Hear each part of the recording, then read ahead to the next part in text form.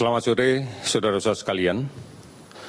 Kami sampaikan progres penanganan pandemi COVID-19 sampai dengan tanggal 23 April 2020 pada pukul 12.00 WIB.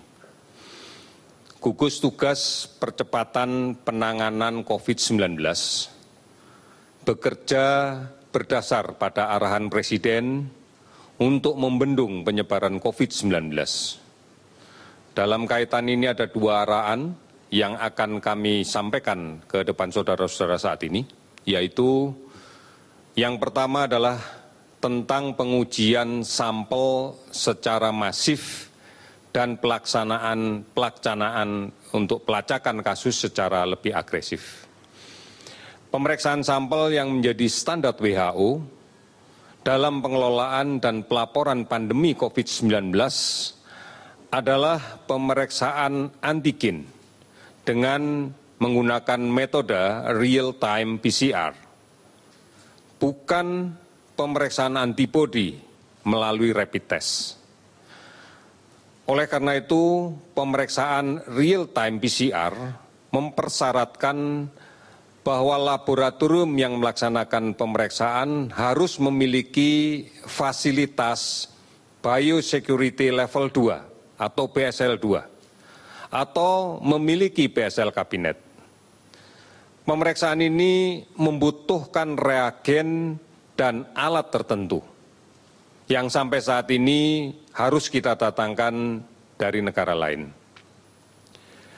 Seperti kita maklumi dalam situasi pandemi seperti sekarang ini, maka semua negara di dunia yang terdampak COVID-19 membutuhkan reagen ini. Sementara dihadapkan pada kapasitas produksi reagen ini yang terbatas, maka gugus tugas nasional bekerja keras untuk mencari, bekerja keras untuk menemukan reagen ini di seluruh dunia, dan berusaha dengan segala cara agar negara kita bisa mendapatkannya, agar kepentingan bangsa kita bisa kita penuhi. Kita patut bersyukur bahwa kerja keras gugus tugas nasional memberikan hasil secara bertahap dan secara berkelanjutan untuk mendapatkan reagen dalam rangka memenuhi kebutuhan kita ini. Pada tanggal 16 April kita sudah mendapatkan 10.000 tes. Pada tanggal 19 April, 50.000 tes. Pada tanggal 21 April, 12.300 tes. Dan hari ini akan kita dapatkan lagi 15.000 tes yang saat ini sedang dalam penerbangan dari Korea Selatan ke Jakarta. Kita berharap malam ini sudah tiba. Tanggal 24 April kita akan berharap 400.000 tes juga bisa kita terima. Tugas selanjutnya setelah kita mendapatkan reagen ini adalah mendistribusikan ke seluruh laboratorium yang mampu dan memenuhi syarat untuk melakukan pemeriksaan. Sehingga pengujian sampel secara masif bisa kita lakukan. Sehingga pasien dalam pengawasan yang saat ini dirawat di berbagai rumah sakit bisa segera kita periksa. Termasuk pasien konfirmasi positif yang sedang dirawat bisa segera kita ikuti perkembangan laboratoriumnya. Yang kedua adalah tentang komunikasi yang efektif, detail, baik, dan transparan kepada semua pihak. Saudara-saudara, pencatatan data menjadi hal yang mendasar dalam pengelolaan pandemi COVID-19 di seluruh dunia. Data yang dibutuhkan dan kita sepakati adalah data kasus COVID-19 yang sudah dikonfirmasi dari hasil pemeriksaan laboratorium melalui pemeriksaan antigen dengan real-time PCR. Bukan pemeriksaan antibodi melalui rapid test dan juga bukan penjumlahan kasus konfirmasi positif pemeriksaan antigen melalui real-time PCR dengan kasus positif pemeriksaan antibodi melalui rapid test. Sekali lagi, data yang dibutuhkan adalah data yang telah dikonfirmasi dari hasil pemeriksaan laboratorium hanya melalui pemeriksaan antigen dengan real-time PCR. Basis data kasus COVID-19 yang sudah dikonfirmasi dari hasil pemeriksaan laboratorium melalui pemeriksaan antigen real-time PCR, inilah yang digunakan untuk menyusun dan melaporkan data kasus sembuh dan kasus meninggal karena COVID-19. Dan data inilah yang kami laporkan setiap hari kepada saudara-saudara sekalian. Pencatatan atas ODP dan PDP tetap kami himpun dari tiap-tiap provinsi sebagai data kinerja pemerintah untuk menentukan langkah-langkah penanganan pandemi COVID-19. Misalnya sebagai acuan data dalam distribusi APD, sebagai acuan data dalam distribusi reagen, dalam menentukan jumlah kebutuhan relawan, dan lain-lain. Namun bukan bagian dari data pelaporan ke WHO untuk menggambarkan keadaan pandemi ini di tingkat nasional maupun global. Saudara-saudara, kami memaklumi ada beberapa kasus kematian ODP atau PDP. Apabila kasus kematian ini telah terkonfirmasi positif dari hasil tes antigen dengan PCR yang sampelnya diambil sebelum meninggal, maka kematian tersebut akan dicatat sebagai kematian kasus konfirmasi positif COVID-19. Namun, bila tidak terkonfirmasi positif atau negatif hasilnya, atau tidak sempat diambil spesimennya sebelum meninggal, maka kita tidak akan pernah mencatat ini sebagai kasus meninggal karena kasus COVID-19. Pada kasus PDP yang meninggal dan belum terkonfirmasi hasil laboratoriumnya karena belum diambil sampelnya, atau pemeriksaan belum selesai, maka tata laksana pemulasaran jenazah dan pemakaman hendaknya sudah mengantisipasi kemungkinan kemungkinan positif COVID-19. Hal ini penting semata-mata dalam rangka melindungi petugas pemulasara jenazah, melindungi keluarga, dan melindungi petugas pemakaman. Pemahaman ini perlu kita bangun bersama, agar transparansi data bisa terwujud. Pemerintah tidak berkepentingan dan tidak mendapatkan keuntungan apapun dengan memanipulasi data. Sekali lagi, saudara-saudara, pemerintah tidak berkepentingan dan tidak mendapatkan keuntungan apapun dengan memanipulasi data. Justru sebaliknya, akan merugikan dan mengkacaukan kerja keras yang selama ini kita bangun bersama. Data kita bangun secara berjenjang dan terstruktur. Sejak tingkat desa, sejak tingkat rumah sakit, sejak tingkat dinas kesehatan kota kabupaten yang merupakan bagian dari gugus tugas percepatan penanganan COVID-19 di tingkat kota kabupaten, yang kemudian diakumulasikan oleh Dinas Kesehatan Provinsi, yang merupakan bagian dari gugus tugas percepatan penanganan COVID-19 di tingkat provinsi. Dan akhirnya sampai di tingkat Kementerian Kesehatan, yang merupakan bagian dari gugus tugas percepatan penanganan COVID-19 di tingkat nasional. Kita terus akan melakukan evaluasi dan memperbaiki sistem pendataan ini. Kementerian Kesehatan dan gugus tugas nasional berterima kasih kepada berbagai organisasi profesi, para pakar, dan berbagai perguruan tinggi yang telah terus-menerus membantu untuk membangun sistem data yang akan menjadi bahan komunikasi yang efektif, detail, baik, dan transparan kepada semua pihak. Saudara-saudara, COVID-19 hanya dapat kita cegah dengan kedisiplinan yang kuat dan semangat gotong royong, melalui upaya menemukan sumber penularan dan mengisolasinya, dan mencegah penularan pada orang lain, terutama kepada kelompok yang rentan kondisi kesehatannya.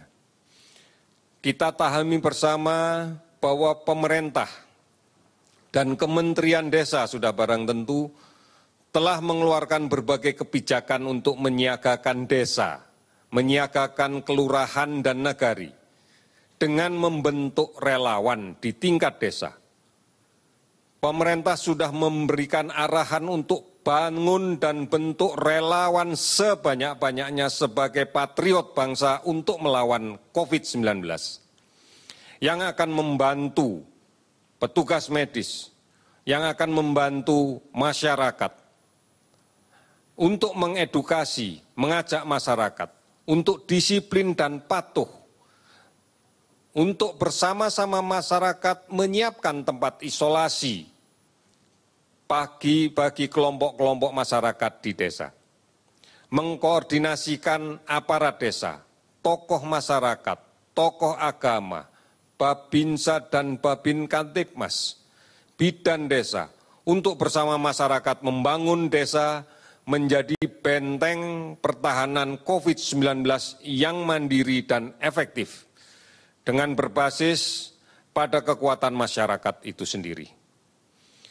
Oleh karena itu, saudara-saudara, kami berharap untuk tetap mengikuti informasi yang benar tentang COVID-19.